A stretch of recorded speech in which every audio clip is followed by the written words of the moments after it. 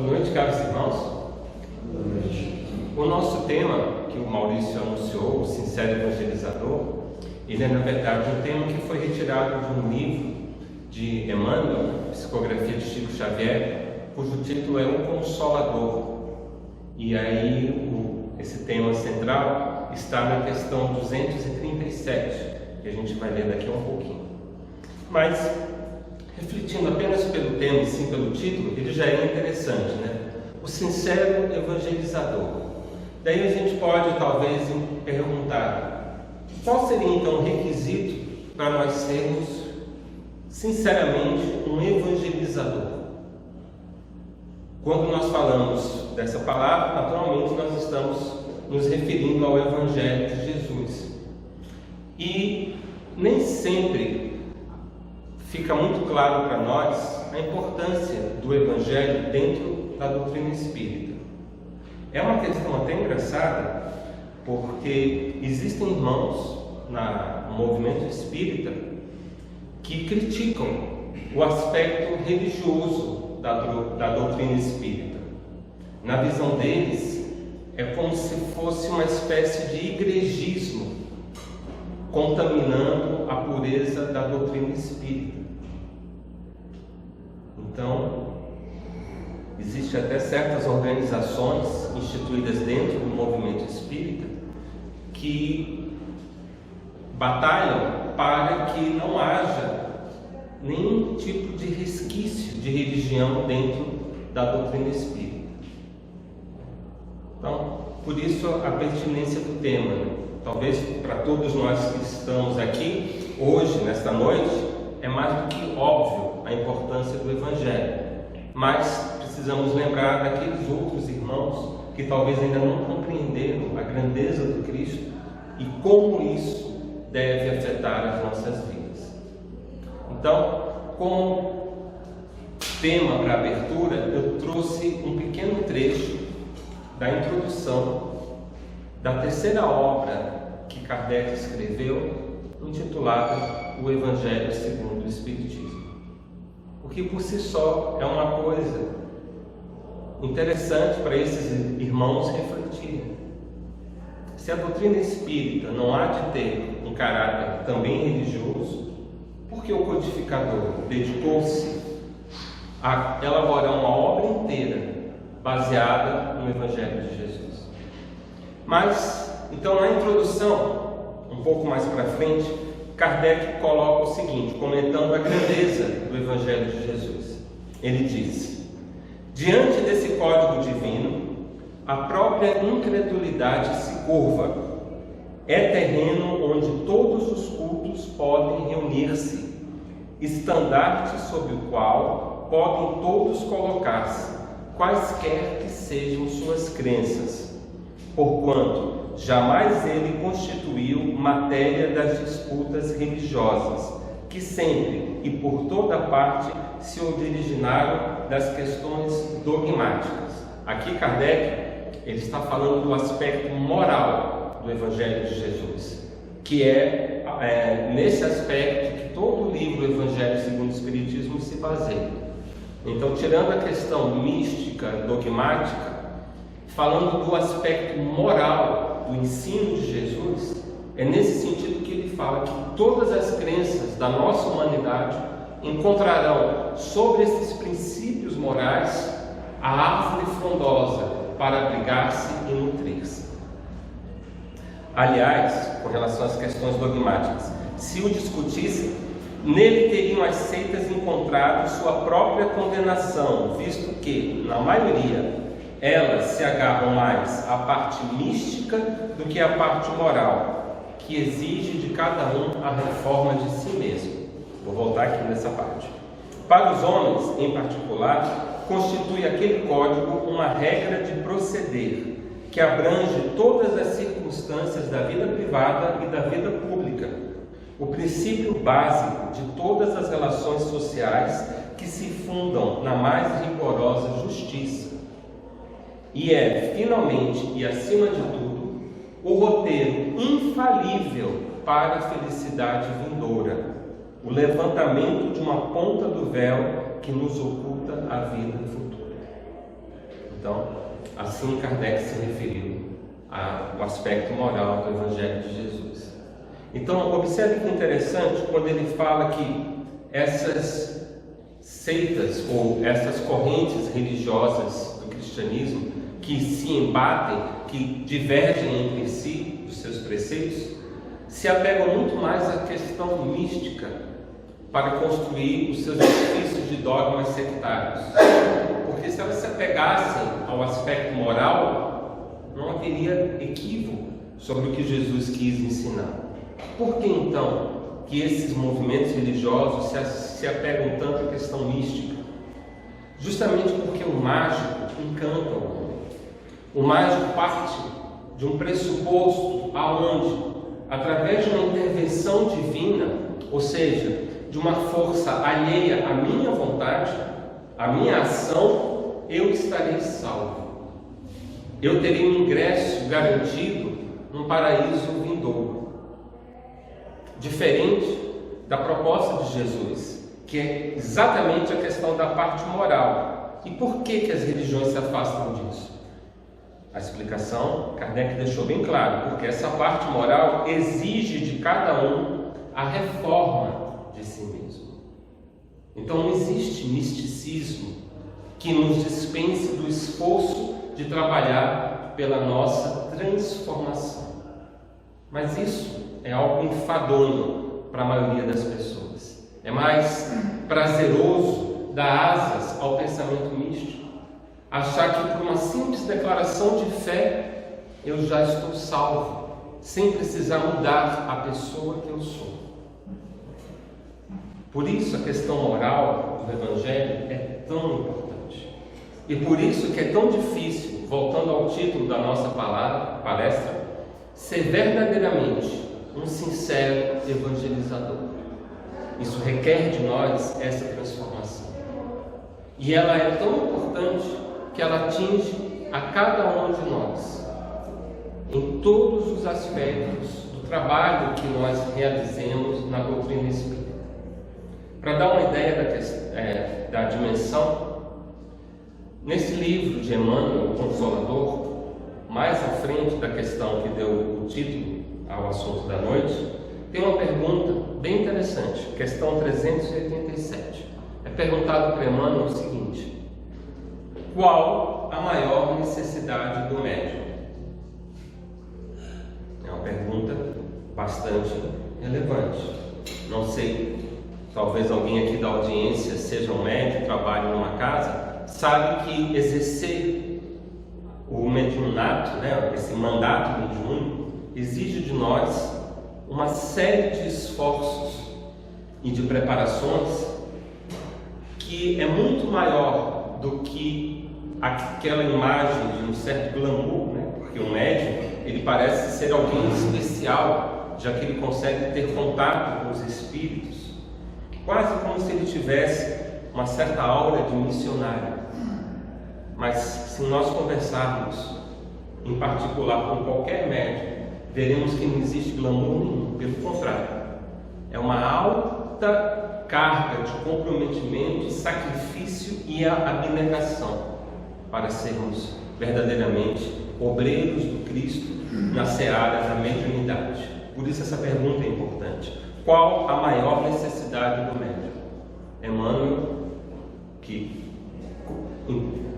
coincidentemente foi o mentor espiritual de um dos maiores médiuns que a humanidade já conheceu e, portanto, pode falar com grande experiência de causa, Emmanuel diz que a maior necessidade do médium é a seguinte: a primeira necessidade do médium é evangelizar-se a si mesmo, antes de se entregar às grandes tarefas doutrinárias, pois, de outro modo, poderá esbarrar sempre com o fantasma do personalismo em detrimento de sua missão. E aí talvez a gente encontre a causa de certas quedas de médiuns famosos que já passaram na história do movimento espírita brasileiro recentemente. Encontraremos aí a sua gênese: o personalismo, o distanciamento da evangelização interior. Então, para que possamos ser médiuns, nós temos que, antes de tudo, estarmos em constante evangelização. Porque quando você é um canal, e médium simplesmente é a pessoa que é um canal, uma ponte entre o mundo espiritual e o mundo físico, você se torna como uma espécie de tubo, uma tubulação, por onde passa a água da mensagem espiritual superior. Se o tubo não está asseado, se ele está contaminado com lodo e com outros detritos, por mais sublime que seja a mensagem que chegue na entrada do tubo, ela vai sair deturpada, deteriorada ao seu término. Dependendo do quão comprometida esteja essa tubulação, ela pode chegar mesmo a encontrar o seu caminho interrompido e não fluir mais.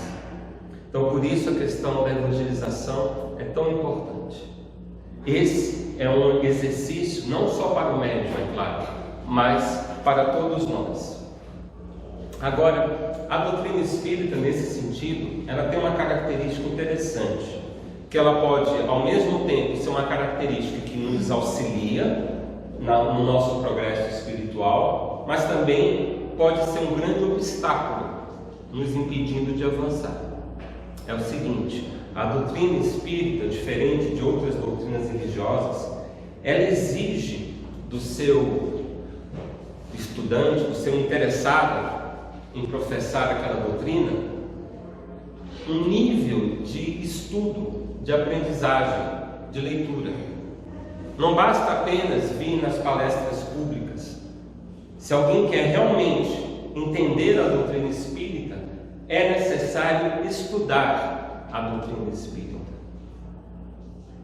E é nesse ponto que a gente entra numa área, numa zona um pouco nebulosa, porque muitas pessoas se encantam com a lógica da doutrina espírita, porque os seus preceitos, os seus argumentos, eles são de uma simplicidade que qualquer inteligência consegue alcançá-la, mas ao mesmo tempo são construídos numa lógica tão poderosa, tão concreta, que deslumbra. E muitos param justamente nesse estágio de deslumbramento. Elas entram na doutrina espírita, mas muitas vezes não permitem que a doutrina espírita entre dentro de si e as transforme. É justamente essa questão, que é a de número 237, a questão central do nosso assunto, aonde é feita a seguinte pergunta, irmã: há diferença entre doutrinar e evangelizar? A resposta é a seguinte: existe a grande diversidade entre ambas as tarefas. Para doutrinar, basta o conhecimento intelectual dos postulados do Espiritismo. Para evangelizar, é necessária a luz do amor no íntimo. Na primeira, na doutrinação, bastarão a leitura e o conhecimento. Na segunda, é preciso vibrar e sentir com Cristo. Por estes motivos, o doutrinador muitas vezes não é senão o canal dos ensinamentos, mas os sinceros evangelizados serão sempre o reservatório da verdade, habilitado a servir às necessidades de outrem, sem privar-se da fortuna espiritual de si mesmo. Então, esse é o ponto que nós estávamos comentando. Para doutrinar, para ensinar, para transmitir ao outro, basta estudar. Não é algo exatamente difícil, volto a dizer, exatamente porque Kardec sempre preocupou-se desde o início, provavelmente pela sua própria formação, já que Hippolyte Léon Denis Rivail Kardec era um pedagogo por excelência, publicou diversas obras para ensino das mais diversas matérias, passou a sua infância e juventude com deu branco, com Pestalozzi, um dos grandes pares da pedagogia moderna. Então ele absorveu a necessidade de ser claro para poder ser compreendido. Então percebemos na doutrina espírita essa preocupação em não ocultar nenhum conhecimento ou nem acrescentar nenhuma camada de complexidade que dificultasse o seu acesso por todas as pessoas.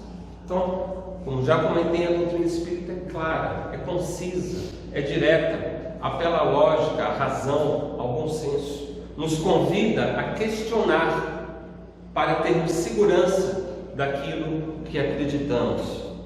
Coloca na obra do Evangelho segundo o Espiritismo que a fé, para ser verdadeira, ela precisa da razão, diferente do conceito que existia até então da fé mística, que é aquela fé, como disse uma vez um professor meu, que é semelhante a um salto no abismo que você se arroja no escuro.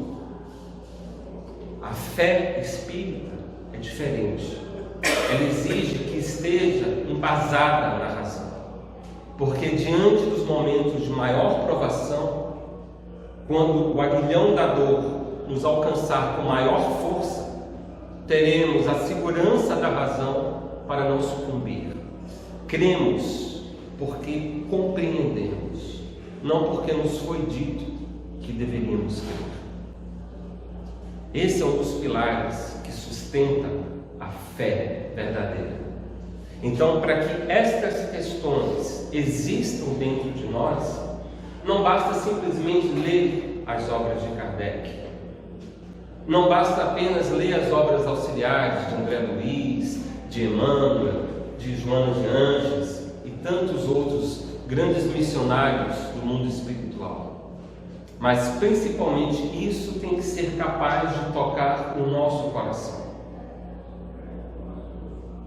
A razão, ela serve como uma luz para que possamos apontá-la para dentro de nós e compreender quem nós somos, o que precisamos ainda transformar dentro de nós, o que nos afasta desse Evangelho de Cristo, do amor, primeiro a nós mesmos, aonde precisamos executar o exercício diário da autoaceitação, de nos aceitarmos com os nossos limites, com as nossas imperfeições, com aquilo que ainda não somos ou não conseguimos realizar no momento, com os erros que cometemos no passado, aqueles equívocos que às vezes quando vamos dormir voltam a assombrar os nossos pensamentos e tiram o nosso sono. Tudo isso é um processo de autoaceitação, de auto-perdão, de autocompreensão, para que, raciocinando que ainda somos imperfeitos, possamos deduzir que áreas em mim precisam então ser melhoradas. Será que talvez eu precise desenvolver a paciência? Ou talvez eu me identifique ainda muito apegado a questões totalmente materiais? Será, por exemplo, que eu já sou capaz de amar sem exercer o sentimento de posse, de propriedade daquele que eu amo? Será que eu consigo perdoar os meus irmãos que se equivocaram comigo? Então, essas são questões que cada um de nós precisa fazer para si. Cada um vai encontrar respostas diferentes, pois cada um de nós traz uma bagagem de conquistas e de obstáculos amealhados ao longo de incontáveis existências.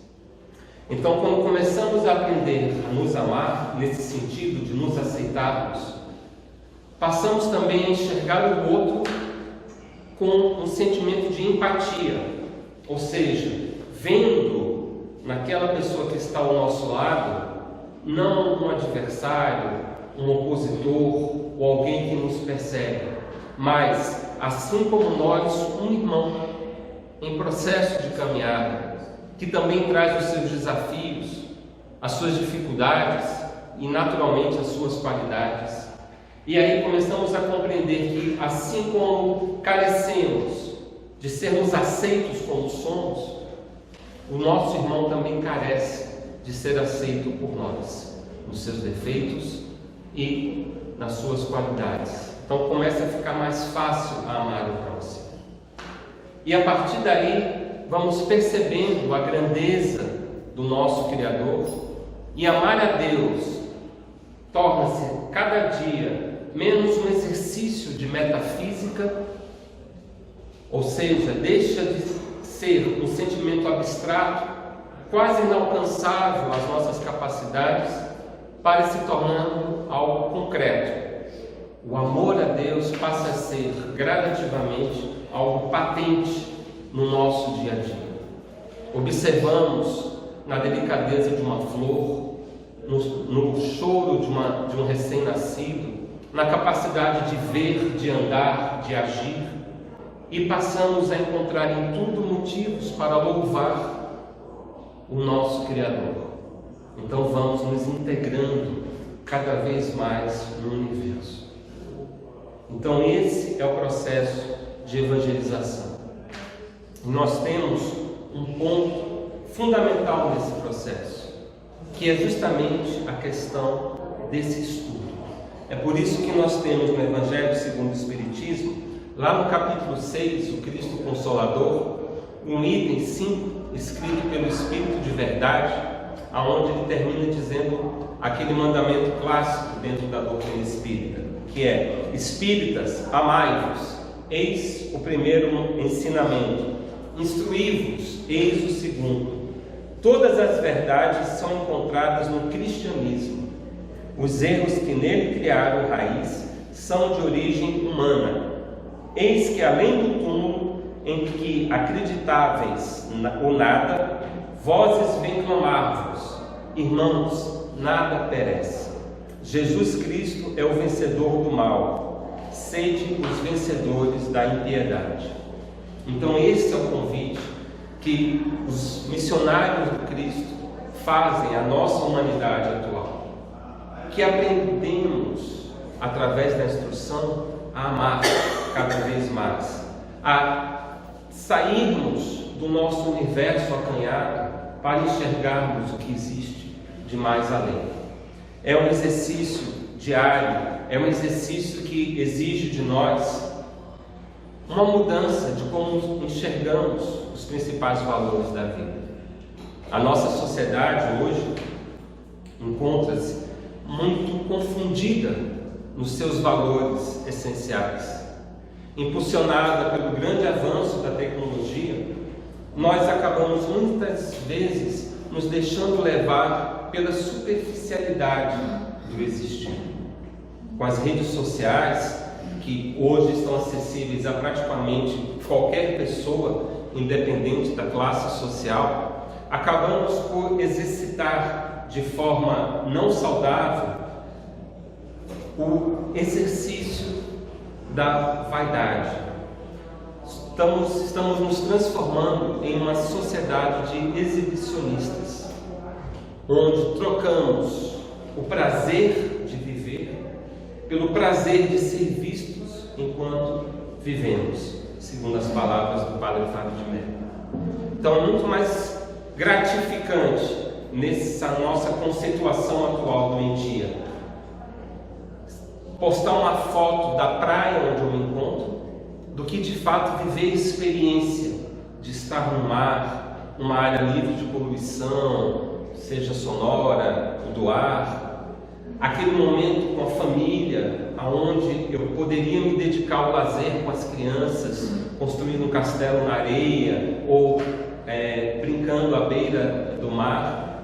Esse momento de família, e eu estou me preocupando em postar uma imagem bonita, aonde eu apareça bem, num lugar bonito, as mulheres com a barriguinha, bem trabalhada, aquele bronze especial, porque é mais importante os likes, as curtidas que eu vou receber e os comentários que irão fazer da minha foto, do que o momento em si que eu estou vivendo. Quantas pessoas vão no show e passam o tempo inteiro filmando o show e assistindo o show pelo seu celular que está filmando, só para depois postar nas suas redes sociais. Então, algo que seria um mecanismo de nos aproximar de pessoas distantes, parentes que moram em outros estados ou outros países, e enviar para eles algumas lembranças de como estamos, isso foi aos poucos se metamorfoseando num exercício doentio da vaidade exacerbada.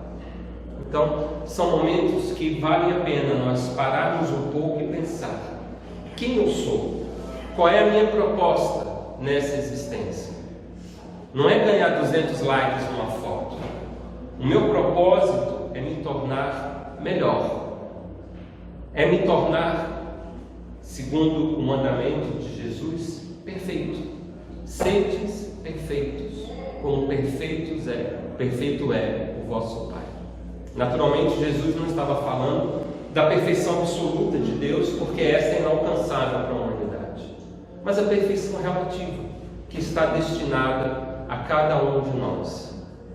E para que isso possa ser possível, para que possamos aos poucos alcançar essa perfeição, precisamos trabalhar a essência do Evangelho dentro de nós, posto que, se fôssemos resumir todos os 4 livros dos apóstolos, mais as cartas que eles escreveram, o Evangelho todo de Jesus caberia numa palavra só: amor. Então, como Kardec grafou no capítulo 17 do Evangelho segundo o Espiritismo, o que fala sobre seres perfeitos, ele coloca o seguinte, falando sobre essa perfeição, ele diz: em que consiste essa perfeição? Jesus o diz: em amarmos os nossos inimigos, em fazermos o bem aos que nos odeiam, em orarmos pelos que nos perseguem. Mostra ele, desse modo, que a essência da perfeição é a caridade na sua mais ampla acepção, porque implica a prática de todas as outras virtudes. Então, a capacidade que nós temos no momento de amarmos os nossos inimigos, em fazermos o bem àquelas pessoas que nos odeiam, a orarmos sinceramente por aqueles que nos perseguem, serve como um termômetro a indicar o grau da nossa evolução espiritual. O quanto somos capazes de viver essa caridade. Porque para exercitarmos essa virtude nesse grau que Jesus coloca, não pode haver espaço dentro de nós para o orgulho e para o egoísmo. Porque essas duas qualidades, se elas não são exatamente antagonistas da caridade, elas têm pelo menos o poder de enfraquecê-la enormemente. Não existe caridade orgulhosa, não existe caridade egoísta, ela é justamente a negação dessas virtudes. Por isso que por isso que Kardec colocou na sua obra do Evangelho segundo o Espiritismo um novo lema em contraposição ao que existia no século XVIII, século XIX. Na época, o Estado ainda era bastante dominado pela Igreja Romana, que naquele período tinha como lema: fora da Igreja não há salvação. Os fiéis que não buscassem abrigo nas suas instituições religiosas e não aceitassem os seus dogmas teológicos não encontrariam a salvação. Olhando então para Jesus e para a essência moral do seu Evangelho, que é o amor, Kardec fez uma nova proposta: fora da caridade não há salvação. Fora da capacidade de amar o meu inimigo não há salvação. Fora da capacidade de retribuir o mal com o bem que está ao nosso alcance, não há salvação. Indica que ainda temos muito terreno para percorrer a fim de nos aproximarmos do modelo que o Evangelho nos propõe.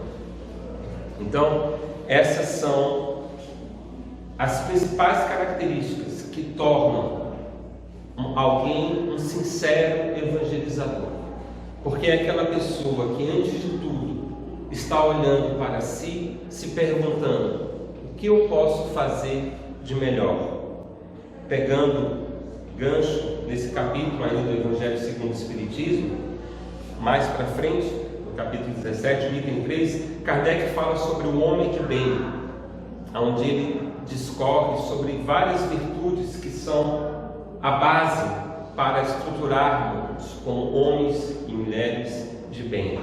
Mas só o primeiro parágrafo já nos faz pensar bastante sobre essa proposta, a de sermos um evangelizador sincero. Ele abre esse item dizendo o seguinte: o verdadeiro homem de bem é o que cumpre a lei de justiça, de amor e de caridade na sua maior pureza.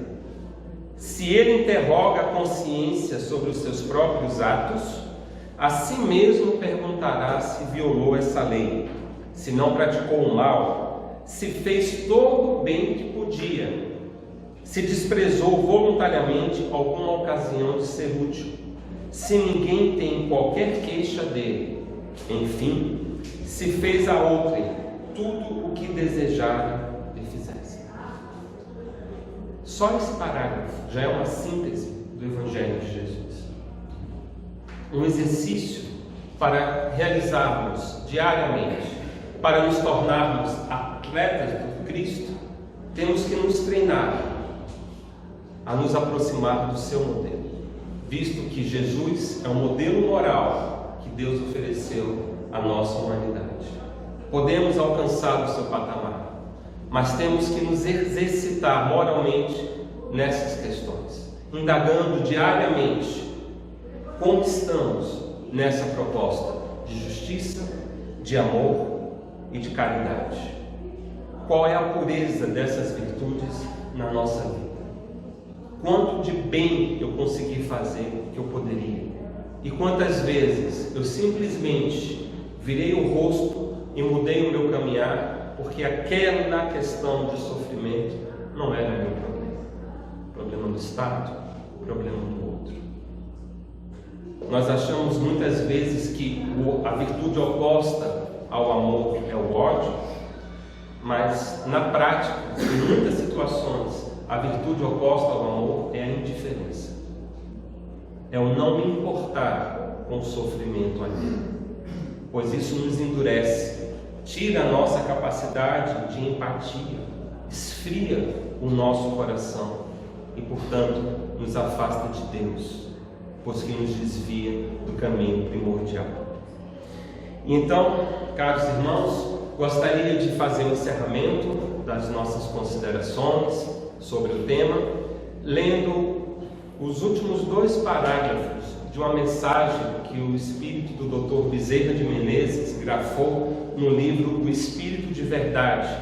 É o primeiro capítulo desse livro que traz a mensagem dele, onde ele termina dizendo o seguinte: para extinguir a chaga da ignorância que acalenta a miséria, para dissipar a sombra da cobiça que gera a ilusão, para exterminar o monstro do egoísmo que promove a guerra, para anular o verme do desespero que promove a loucura e para remover o charco do crime que carrega o infortúnio, o único remédio eficiente é o Evangelho de Jesus no coração humano. Sejamos, assim, valorosos, estendendo a doutrina espírita que o desentranha da letra na construção da humanidade nova, irradiando a influência e a inspiração do Divino Mestre pela emoção e pela ideia, pela diretriz e pela conduta, pela palavra e pelo exemplo.